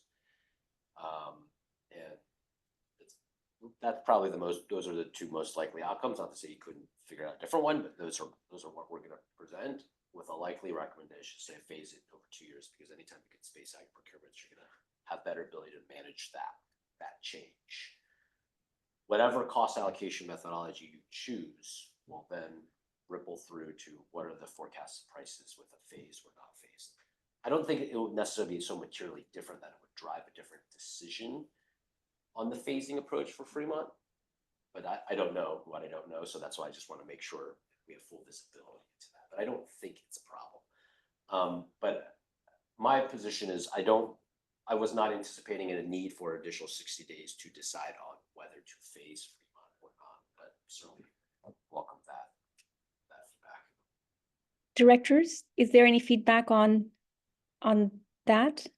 Can we move forward with doing the Fremont item on July 17th? Director Gonzalez, do you have a hand raised, or Director Anderson? Sorry, I can't see it clearly. So I have a hand raised, and so I understand why staff was wanting to bring these to the board at the same time, right? Because we would be approving or not the opt up, and if we did approve the opt up, then we'd be figuring out the cost allocation methodology in the same meeting. So I get that. So the question is, are we comfortable potentially, again, don't know what the board's going to do, but potentially approving the opt up without knowing how those costs are going to be allocated going forward? Is that With correct? with that said, Fremont has made a decision to opt up regardless, so they're sort of I hear you. comfortable with Yeah. you know, whatever the implications are Yeah. based off of that. I'm comfortable with bringing up the Fremont item without delay. I just want the other directors to have a chance to digest the methodology, the cost allocation methodology, and it appears that the other directors in this meeting are on board with it. So if that is the feedback that you're looking for, then I think that we are at a consensus, unless the directors have something further to add. All right, in that case, there's nothing further to add. Staff, do you have your feedback? Yes. All right, wonderful. In that case, we can move to the next item. I believe that's the San Joaquin item. Yes, thank you, Chair. I know we've been out for some time now. Do people need to use the bathroom or take a break before I get into it? We can take a break if anyone needs to do that. Should we take a 5-minute break? There's a head saying no here. All right. We'll take a 5-minute break because I see some people have gotten up in the room. No, just to be clear, the directors have said there's no need for a break here. I think Okay, it's there's no need. numbers. Okay. All right, if there's no need for a break, in that case, we can move forward with inclusion of new communities, San Joaquin County. All right, thank you. Just want to be cognizant of people's time. My name's Alex Giorgio, Senior Manager of Public Engagement. We'll jump right into the first slide if we may. To provide some context and background here, the Joint Powers Agreement in Section 3.1 allows for the addition of parties, and this has been invoked to include several other jurisdictions in the past. So starting in 2019 with the 3 cities of North Pleasanton and Tracy. Tracy, by the way, was the first jurisdiction outside of Alameda County to join the agency. And then more recently in 2022 and 2023, the cities of Stockton and Lathrop, also both in San Joaquin County, joined the agency. The other information here really has to do with the timing of implementation once the decision is made to include a new jurisdiction. By CPUC regulation, there's essentially a 1-year waiting period between the time a new jurisdiction joins the JPA and when service can begin. So, so for that reason, if unincorporated San Joaquin County were to be approved as a member by the end of this calendar year, the soonest that service could begin would be in 2026. Other details here have to do with the service starts for Lathrop and Stockton, which will both be occurring in 2025. For those who don't recall, there were some new resource adequacy requirements that the CPUC articulated in 2023, which resulted in the delay of Stockton's enrollment. Stockton would have been enrolling this year, but because of those delays, they're going to be enrolling next year along with Lathrop. And I think I'll move on from there to refresh folks' memory on the geography of our agency. So we currently serve all of Alameda County and its incorporated jurisdictions, except for the city of Alameda, and that's because it's not eligible for CCA service as a municipal utility. And you can see Stockton and Lathrop are waiting in the wings in yellow. And again, by April of 2025, we expect to be serving those cities as well. So they'll be turning green at that time. And the county border is that beautifully vertical line right there between Tracy and Livermore. That's the county line. Next slide, please. Just a quick summary of how we got here. So the courtship between our agency and the county began almost exactly 2 years ago. So interagency romance is a slow burn, but in the course of those 2 years, the county has passed all of the required documents that are needed for it to become a member. So that means they've approved our agency having access to the load data. Although I should point out, as is often the case, it took an exceedingly long time to get that load data and to get the load data in kind of an accurate and usable form. But we do have it, and we've been able to assess it, and we'll get into the details of that in some later slides. But beyond that, the Board of Supervisors has unanimously passed their resolution and ordinance to join the agency, and they've signed the JPA agreement already, so they've taken the lead now. Next slide, please. Again, for the sake of context and where we are in the timeline, right there where the sun is shining on the slide, that's where we are up to this moment. Again, if the board decides to approve of the county's membership, then the next steps would be for our staff to update our implementation plan and submit that to the Public Utilities Commission for certification. We are now trying to do that instead of by the end of the year, by the end of September, for the purposes of those RA requirements. It's beneficial for us timing wise if we can submit those documents before the end of September and get the CPUC certification before the end of the calendar year. The CPUC has 3 months to certify. And then, of course, when it comes to implementation, similar to the conversation we're just having about Fremont, it would be kind of up to us to determine the schedule of enrollment. So it could be phased. How that phasing would work out would require more analyses from our staff to make sure we could optimize the cost to customers, the general customer experience, power resource procurement, that sort of thing. We typically do mass enrollments in the spring because that's when bills are low, and then also when bills are higher in the summer, then they can recoup the benefit of our Bright Choice discount. But again, how we might phase this is still TBD after more analysis. Next slide, s'il vous plaît. Councilmember Bedoya, if I don't get anything wrong here about San Joaquin County, please point it out. But again, this is just more for context. The jurisdictions in red are those that have already joined, are already members. Tracy is currently being served. Stockton and Lathrop will begin service next year.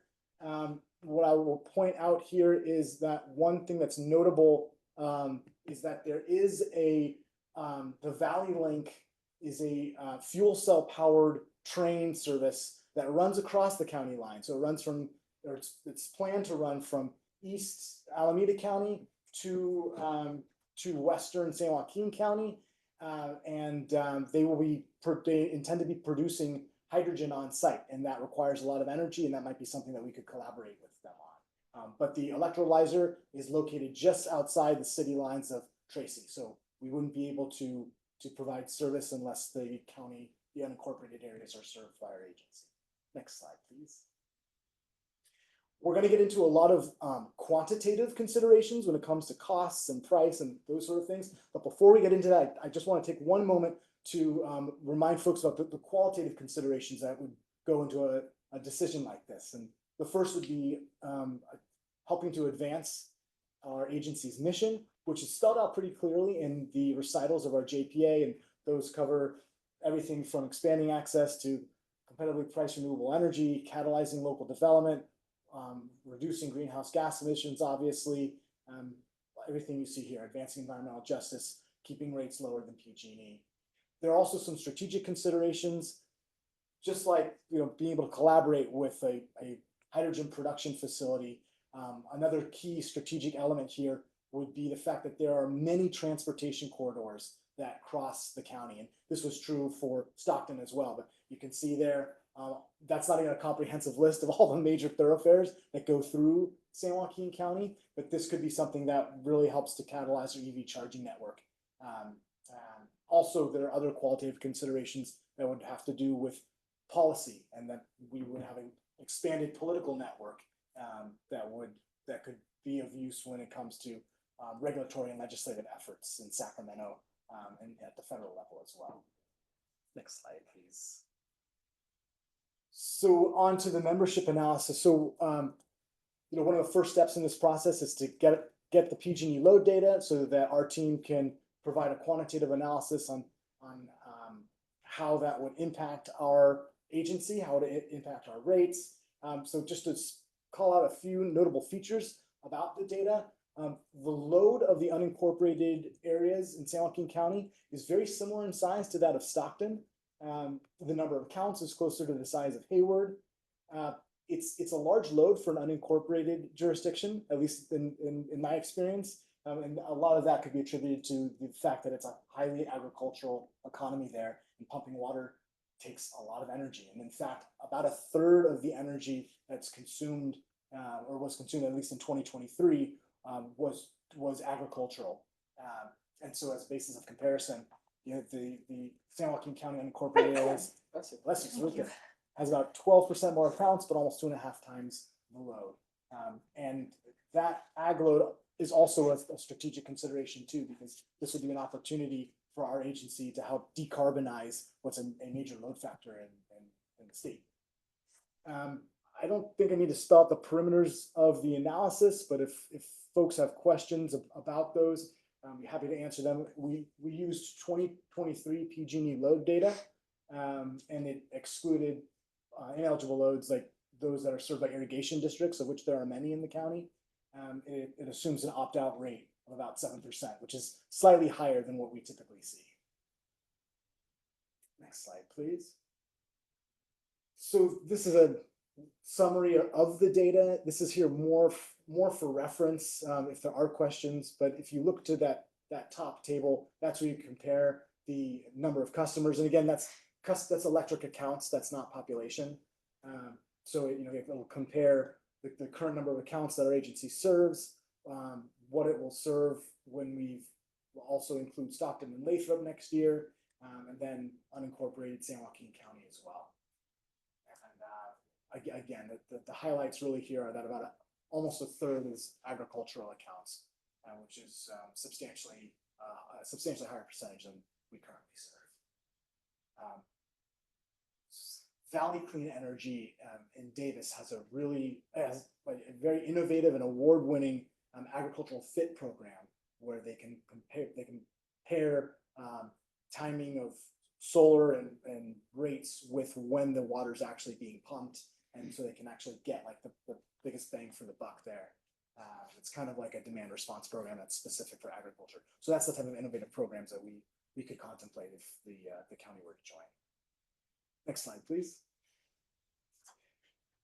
These are load profiles. Don't have to belabor these, but as you can see, the combined load once San Joaquin County unincorporated is that orange line. The existing line is blue. And then those lines lower, purple and I guess it's teal, include both. Really more of a trick question. Okay, well, we can debate it.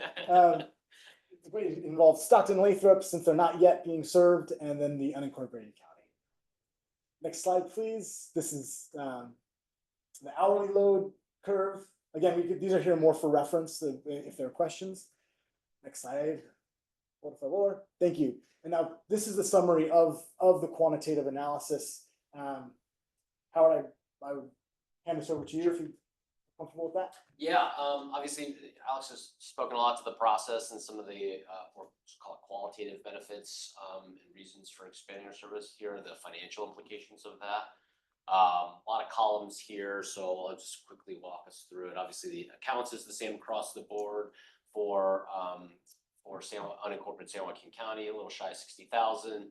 Significant load, as Alex noted, and quite peaky. So it is meaningful load. It's larger than we had actually anticipated when we first started the process with unincorporated San Joaquin County. We thought it was going to be smaller, and it turns out it's quite meaningful. And it's somewhat surprising on how much agricultural load is. Certainly, we knew to expect good ag in those areas, but just the size of it, extensiveness of it, a little bit of a surprise. So anyways, this has a more significant financial impact as a result of the size of it. And I think the way we tried to lay this out is looking at the three columns to the left are specific to San Joaquin County financials. And we didn't break out all the details. Really, we're looking at the bottom line, which is the net position. And you can see in those three scenarios, if you look at the column all the way to the left, if you assume that they get the benefit of our historical average hedge portfolio, it's positive, and it's about $10 million. And if you don't assume that they get the benefit of our hedge portfolio, and you're having to go out to market and procure today, which we've already talked about quite extensively, we're in a high price environment. Those are two negative scenarios. So there's the high scenario of costs, which it's losing $30 million, and then there's the low scenario of costs, which is it's losing about $6 million. Both negative numbers. And then you can add those numbers to, so the column, the sort of third column from the right side is AVA 2026 without San Joaquin County. So, that's obviously ignoring any expansion, and we're forecasting $51 million of net position for calendar year 2026. And then the two columns to the right, we're just adding in the high and the low case scenarios. Still positive, of course. Where will we end up? Hard to say, of course. Probably somewhere in the middle. And so wanted to make sure that the board had full visibility of that impact in making this decision.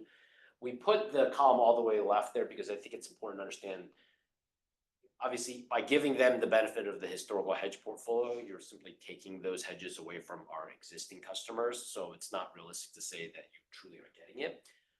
I think we put that there with the sense of if you have time to go properly build a portfolio for any new jurisdiction, years out from now, I would expect we'll manage that effectively as we have for all of our other jurisdictions. And it will be a positive financial scenario that's in line with our other cities. So that's why we put that there.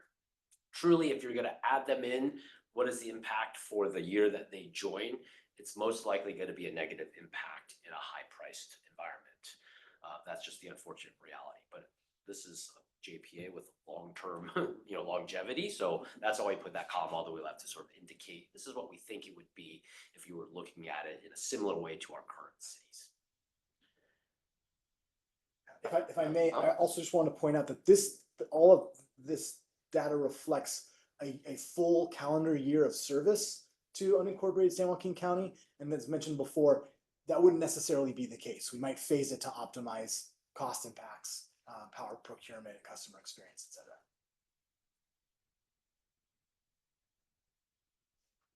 cetera. Next slide, please.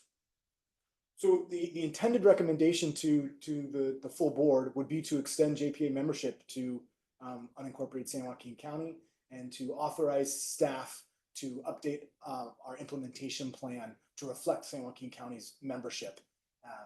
So those would be two separate resolutions. One is the county's membership, and two is authorizing staff to resubmit the implementation plan for certification Again, as far as timing goes, we'd be aiming to do that before the end of September so that we can have the preferable resource adequacy scenario. But of course, if this decision did take until September to be made, then that we could work within that as well. It really would just affect the RA scenario, resource adequacy that is, and B, when the service could start. If for example, the board approved this in January of next year, it would just mean that service couldn't occur until 2027. And I believe that's the end of the slides. We'd be happy to take questions as the chair sees fit. Thank you so much for that informative presentation. Please, directors, if you have any questions, please let me know so I can recognize you. All right. Director Anderson, do I see your hand raised? Yes, thank you. You're recognized. Thank you so much. So I just had a question, and this came up, I think, right when I first came on board. We were looking at expanding with City of Lathrop, and the kind of the question of just how big are we planning to get, right? So when we start talking about unincorporated San Joaquin County, it makes me think, well, how soon till we have the entire county? And then I'm also curious to know, I mean, is there sort of competition out there among CCAs, like trying to get, the scalability, right? Because the benefits of being a larger scale entity in terms of contracts, procurement, and all of that stuff. So are we competing with other CCAs to expand into different parts of California? I'm just kind of curious about that. I mean, that last question first is, the short answer is no, not really. It's a very collegial space among CCAs. Not like everyone's jockeying for territory, though there is natural expansion that's happening across a number of CCAs. I think it's been a pretty positive dynamic. I think there's kind of been a little bit of a natural growth pattern where CCAs are growing to their bordering sort of territories, and San Joaquin County obviously borders us. It doesn't really border others. Maybe it borders MCE a little bit, or yeah. And so there is a little bit of that, but we expanded to Tracy first, so to some extent, like, I think people are like, yep, all right, Ava's going to look at San Joaquin County, and there hasn't been sort of a competitive dynamic in how we've expanded with San Joaquin County specifically.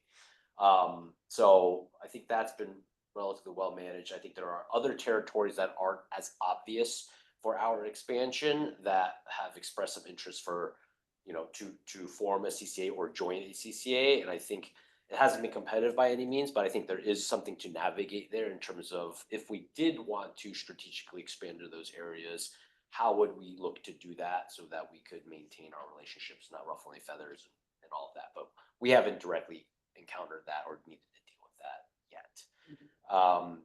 And for San Joaquin County, because it's sort of seen as sort of our territory, given who we serve today and already part of our membership, I don't see an issue there.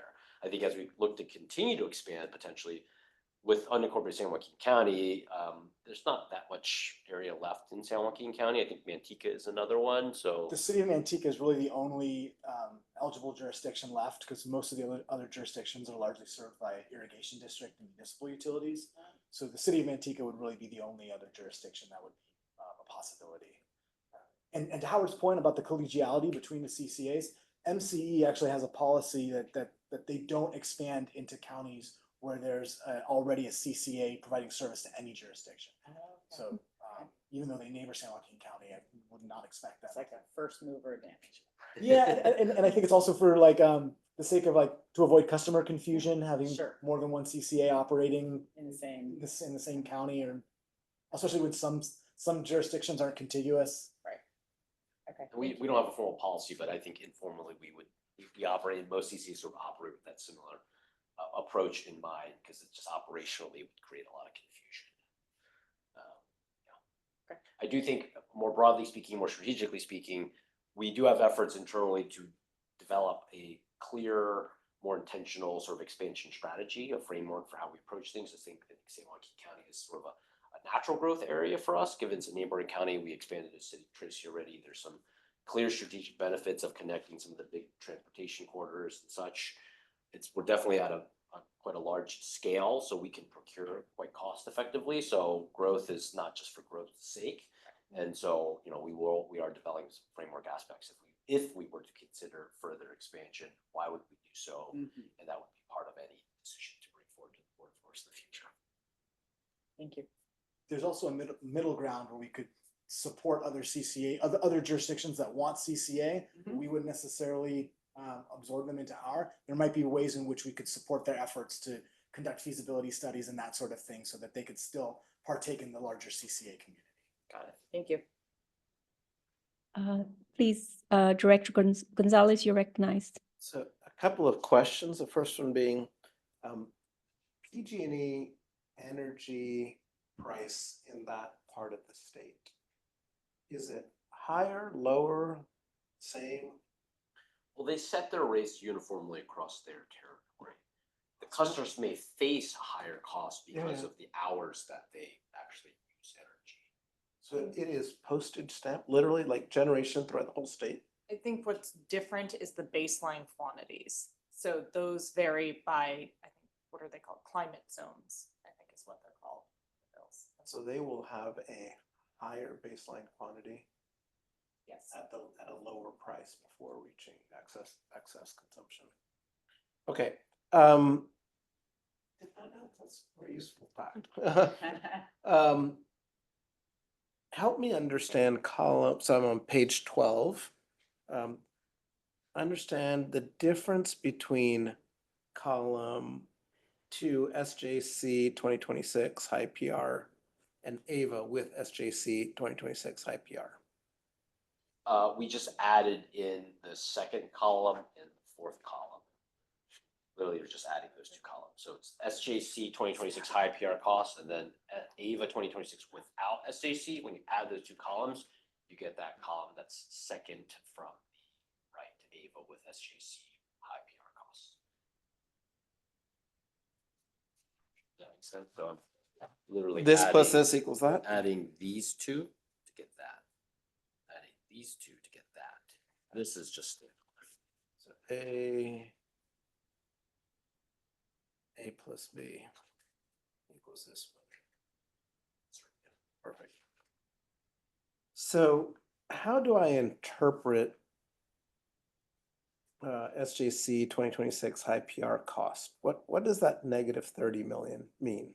It means that if you're procuring today, which generally are for SJC without assuming that they get the benefit of any of our historical hedges, which are generally in the money, then you would lose money serving them if you just had to go procure costs today. Because you're indexing to PG&E, PG&E has themselves the benefit of historical hedges that are in the money. So when they go set their rates, it's at a lower price than when if you just had to go completely open book on something and said, I just gotta go serve that load today. I've got nothing to serve you with. But in that scenario. So that's just kind of the current state of the world. Well, I would say there's the high and the low are both in the current state of the world. That's sort of like, not to say that is 100% the bookends, but you know, if you assume high costs, which are still within range of what we're looking at, that's the negative $30 million. The negative 5.7 is still in the world of what we're procuring today. It's just, you know, you have a range of likely outcomes, and it's on the lower end of the range. And we have certain mechanisms where, again, if you were to go procure a whole bunch of renewable energy into 5-year contracts or 10-year contracts as opposed to 1-year contracts, you can find ways to lower those costs. There's an implication from a risk management perspective, but you're putting that aside, you can lower some of those costs. So that's the reasonable range there. Just for the sake of discussion, not that any of this is true, I'm just gonna kind of average the low and the high and say that it's a net loss of 17 million. That's per year. Well, that's for 2026. That is for 2026. I wouldn't say that's my estimate for 2027 because we have another year to go procure for 2027. More time maybe is beneficial, could be harmful, but you know, it should allow us, you know, should generally be beneficial. Gives you more time to get resources online, get contracts in place. That should be to benefit.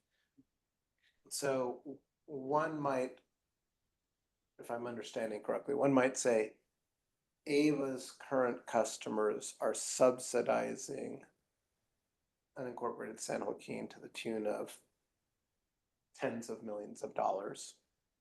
An offsetting benefit is those qualitative factors that you identified.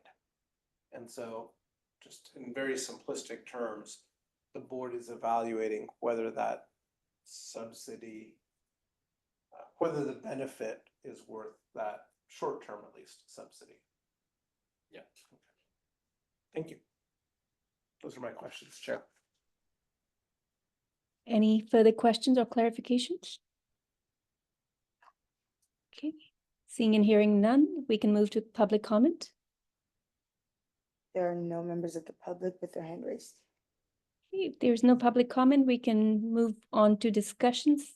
Is there any discussion on this item, directors? Okay. Do I see a hand raised in the room? Okay, seeing and hearing none.